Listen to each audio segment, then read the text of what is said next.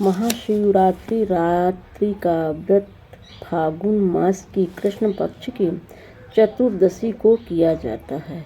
विधान: त्रयोदशी को एक बार भोजन करके चतुर्दशी को दिन भर निराहार रहना पड़ता है।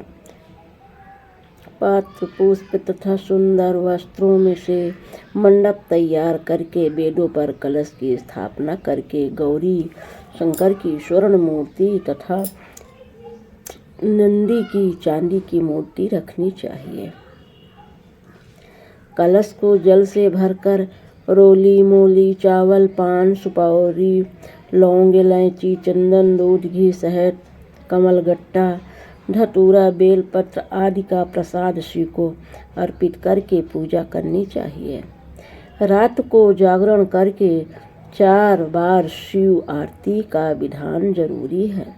दूसरे दिन प्रातः जौ, तिल, खीर तथा बेलपत्र का हवन करके ब्राह्मणों को भोजन करवाकर व्रत का पारण करना चाहिए। भगवान शंकर पर चढ़ाया गया नैवेद्य को खाना निषेध है। जो इस नैवेद्य को खा लेता है वह नरक को प्राप्त होता है। इस कष्ट को निवारण के लिए शिव की मूर्ति के पास शालिग्राम की मूर्ति रखते हैं। यदि शिव की प्रतिमा के पास शालिग्राम की मूर्ति होगी तो नैवेद्य खाने पर कोई दोष नहीं लगता है। कथा: एक गांव में एक शिकारी रहता था। वह शिकार करके अपने परिवार का पालन करता था। एक बार उस पर साहूकार का ऋण हो गया। ऋण ने चुकाने पर सेठ ने उसे शिव मंदिर में बंदी बना लिया। उस दिन शिवरात्रि थी। वह शिव संबंधी बातें ध्यान पूर्वक देखता एवं सुनता रहा। संध्या होने पर सेठ ने उसे अपने पास बुलाया। शिकारी ने अगले दिन ऋण चुकाने का वायदा कर सेठ की कैद से छूट गया। जंगल में एक तालाब के किनारे बेल वृक्ष पर शिकार करने के लिए मचान बनाने लगा।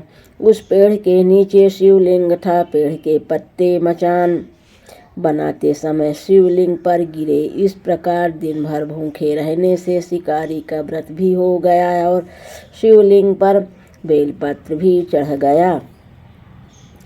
एक पहर व्यतीत होने पर एक गर्भिणी हिरणी तालाब पर पानी पीने निकली। शिकारी ने उसे देखकर धनुष बाण उठा लिया। वह हिरणी कतार स्वयं से बोली, मैं गर्भवती हूँ, मेरा प्रसव काल समीप ही है। मैं बच्चे को जन्म देकर शीघ्र ही तुम्हारे सामने उपस्थित हो जाऊंगी। शिकारी ने उसे छोड़ दिया। कुछ देर बाद एक दूसरी हिरणी उधर से निकली। शिकारी ने फिर धनुष पर बाण चलाया। हिरणी ने निवेदन किया, हे व्याघ्र महोदय, मैं थोड़ी देर पहले ऋतु से निवृत्त हुई हूँ, कामातुर विहारिणी हूँ। अपने पति से मिलने करने पर शीघ्र तुम्हारे समझ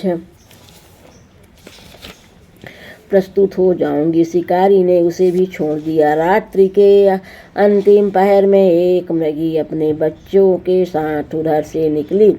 शिकारी ने शिकार हेतु धनुष पर बाण चलाया। वह तीर छोड़ने ही वाला था कि वह मृगी बोली, मैं इन बच्चों को इनके पिता के पास छोड़ आऊं, तब मुझे मार डालना। मैं आपके बच्चे के नाम पर दया की भीख मांगती हूँ। शिकारी को इस पर भी दया आ गई और उसे छोड़ दिया।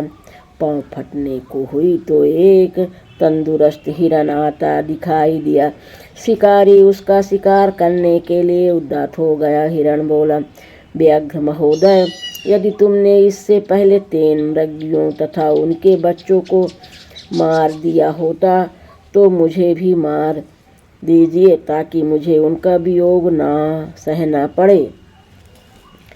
मैं उन तीनों का पति हूँ। यदि तुमने उन्हें जीवन दान दिया हो तो मुझ पर भी कुछ समय के लिए कृपा करें। मैं उनसे मिलकर तुम्हारे सामने आत्मसमर्पण कर दूंगा।